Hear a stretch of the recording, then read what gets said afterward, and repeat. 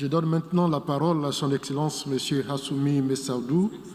ministre d'État et ministre des Affaires étrangères et de la coopération du Niger.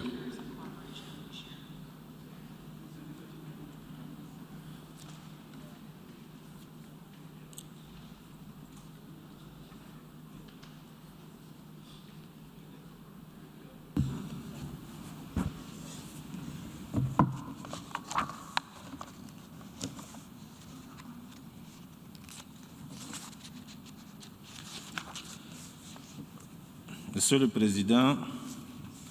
Excellences, Mesdames et Messieurs les chefs d'État et de gouvernement,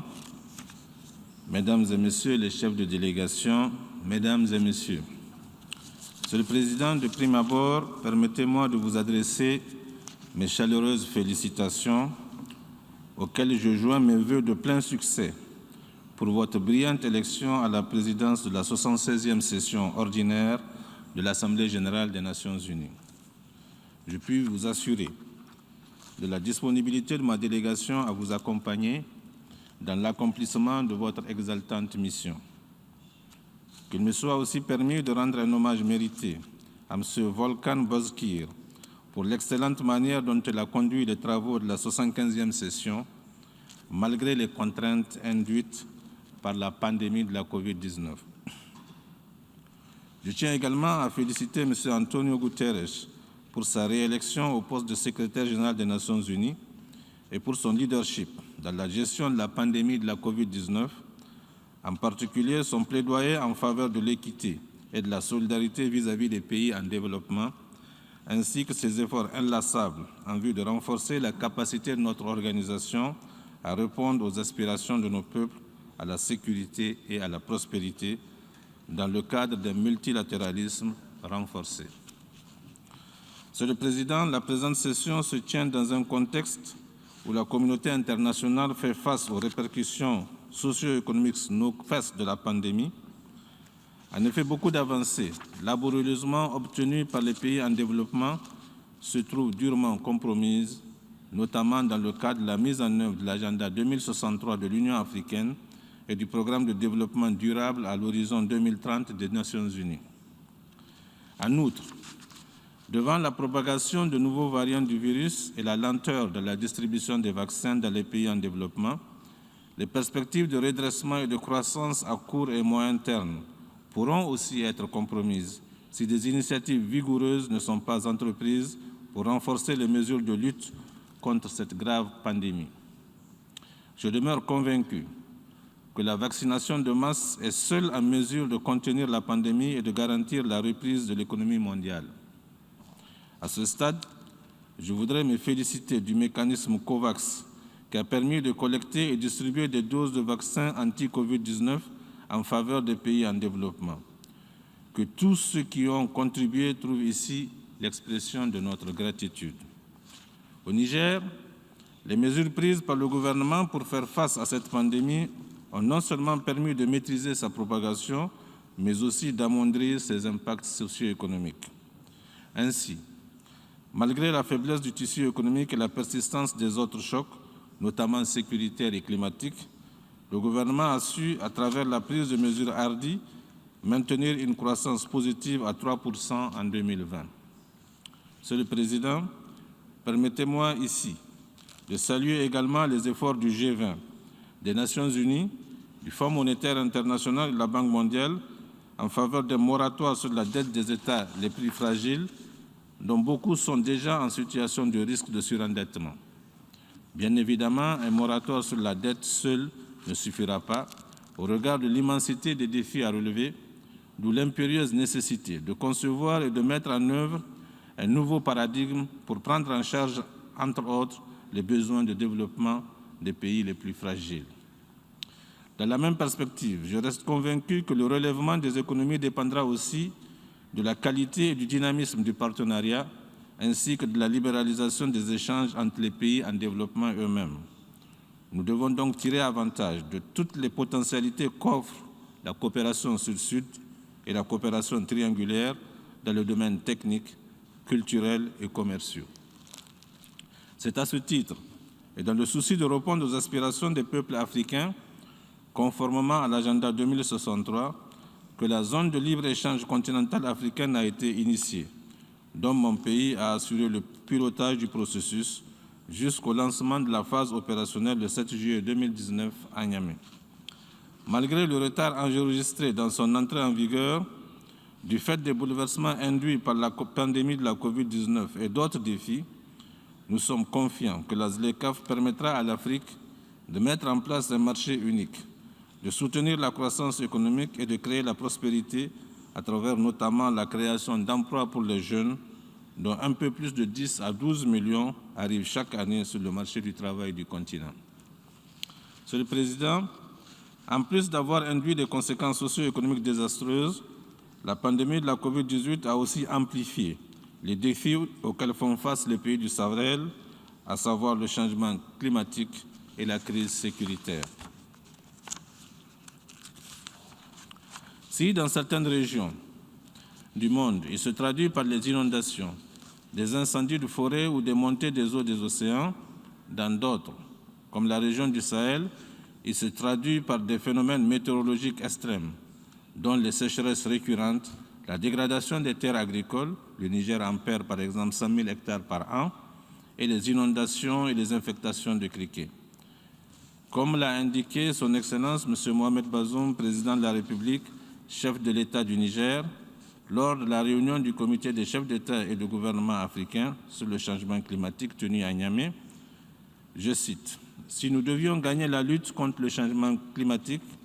il nous faudrait davantage de volonté politique. Il nous faut, au niveau stratégique et opérationnel, promouvoir la mise en œuvre des actions synergiques et cohérentes pour une meilleure résilience de nos populations face aux chocs climatiques et aux défis émergents dans l'esprit de l'accord de Paris. » Fin de citation. À cet égard, le rapport du GIEC qui vient de paraître sonne comme un appel pour une mobilisation à l'action. En affirmant clairement que l'action humaine est le facteur indéniable du dérèglement climatique, ce rapport nous invite à agir immédiatement pour gagner le pari de maintenir à 1,5 degré Celsius le niveau du réchauffement de notre planète. La prochaine conférence des parties à l'accord de Paris, la COP26, prévue à Glasgow en novembre prochain, devrait répondre à cette exigence, notamment à travers l'élaboration d'une position commune de nature à nous permettre de surmonter les défis qui subsistent encore. Au nombre de ces défis figure le financement des politiques d'adaptation, ainsi que celui du transfert de technologies en faveur des pays en développement. C'est l'espoir du Niger que le grand rendez-vous de la COP26 à Glasgow servira de cadre pour la réaffirmation d'une volonté politique en faveur de la lutte contre les effets des changements climatiques. Pour sa part, le Niger, en tant que coprésident avec l'Irlande du groupe d'experts informels du Conseil de sécurité sur cette importante question, travaille à ce que le Conseil traduise toute l'importance qu'il accorde à cette question en adoptant une résolution à cet effet. Monsieur le Président, c'est notre conviction que la fragilité liée au dérèglement climatique est un facteur aggravant des conflits et des crises humanitaires. Mon pays, le Niger, qui se trouve entouré de foyers d'instabilité qui impactent durement sa sécurité, ne connaît que très bien cette corrélation. En effet, depuis les événements en 2011 en Libye, qui ont favorisé la prolifération d'armes dans la région du Sahel, nos pays font face aux attaques des hordes terroristes aussi bien dans le bassin du lac Tchad à l'est que dans la zone dite des 3 frontières à l'ouest. Malgré la modicité de ses moyens et l'étendue de son territoire, le Niger s'est montré résilient en sauvegardant son intégrité territoriale et sa stabilité grâce à la clairvoyance de son gouvernement, au courage et à la détermination de ses forces de défense et de sécurité et au précieux appui de ses partenaires bilatéraux comme multilatéraux auxquels j'adresse ici nos sincères remerciements. C'est du reste grâce au succès récent remporté sur les groupes armés terroristes que nous avons déclenché la réinstallation des populations déplacées du fait des violences exercées par ces groupes armés. À ce propos, je voudrais vous informer qu'en juin dernier, environ 5 935 personnes ressortissant de la localité de Baroua à Difa et de 19 autres villages environnants ont rejoint leur terroir qu'ils avaient quitté depuis 2015 grâce à un programme pilote qui visera aussi à terme le rapatriement d'environ 130 000 déplacés de la région de Difa vers l'est du Borno au Nigeria. Ce même programme est dupliqué dans la région de Tillabéri à l'ouest. En menant notre combat pour la paix et la sécurité, nous ne renonçons pas pour autant à celui pour le développement de notre pays. Nous demeurons convaincus que le terrorisme et le crime organisé ne sont que les conséquences du défi multiple qu'il conviendra de surmonter, dont en particulier celui de la pauvreté et des inégalités. À terme, ce ne sont pas seules les actions militaires qui nous permettront de vaincre définitivement le terrorisme, mais aussi notre capacité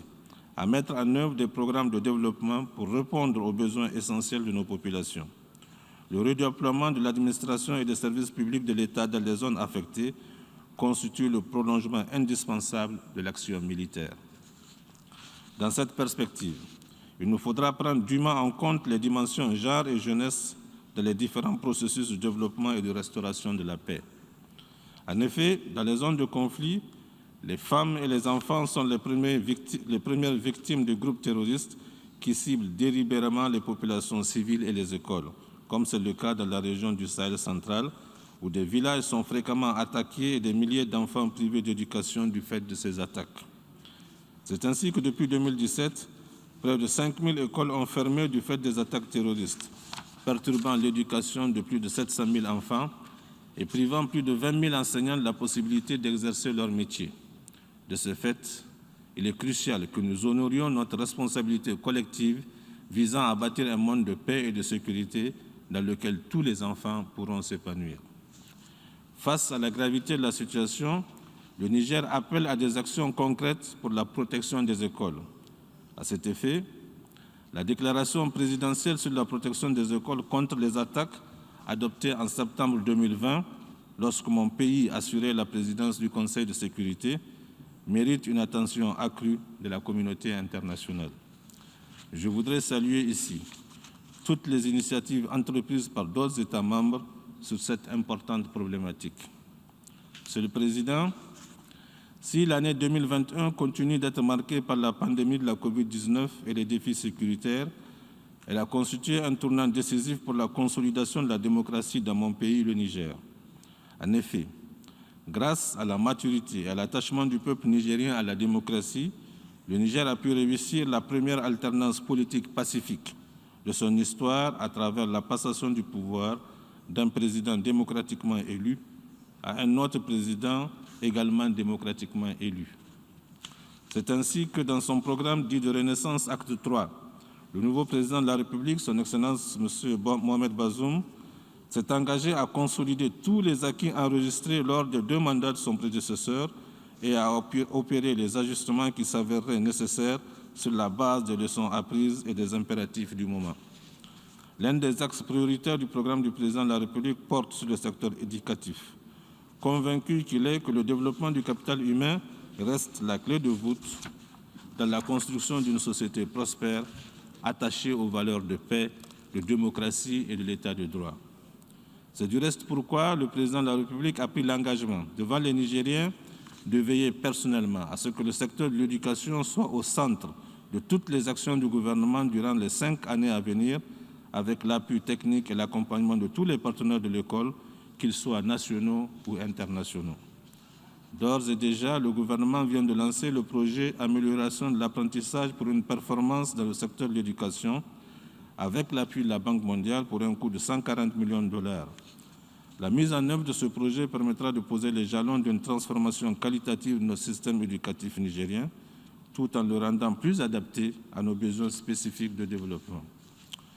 Monsieur le Président, l'année dernière, en pleine crise sanitaire, nous avons célébré le 75e anniversaire de l'Organisation des Nations Unies.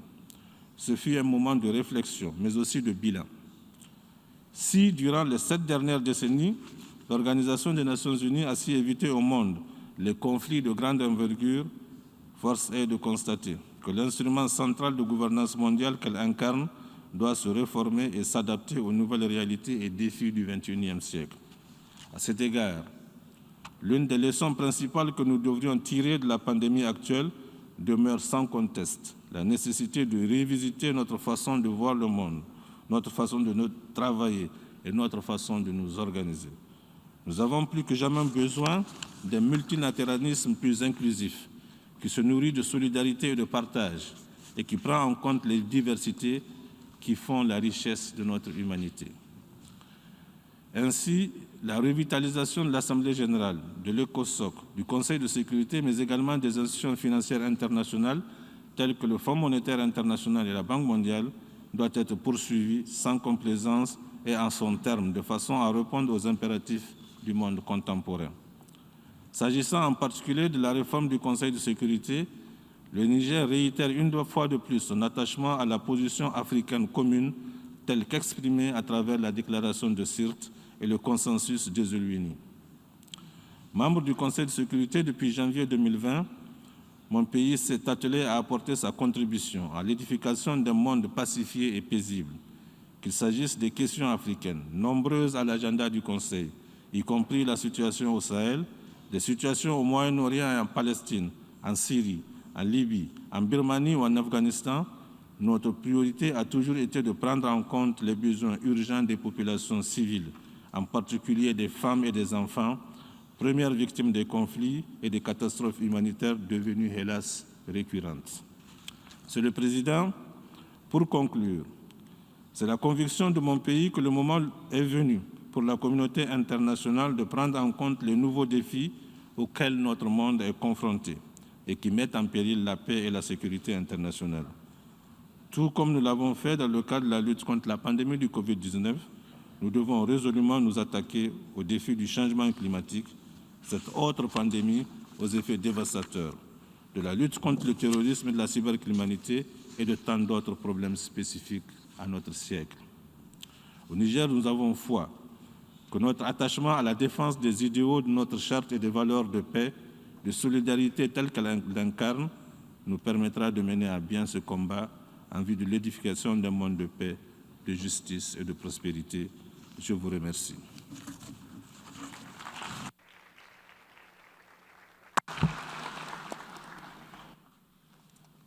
Je remercie le ministre d'État et ministre des Affaires étrangères et de la coopération du Niger et la déclaration qu'il vient de prononcer.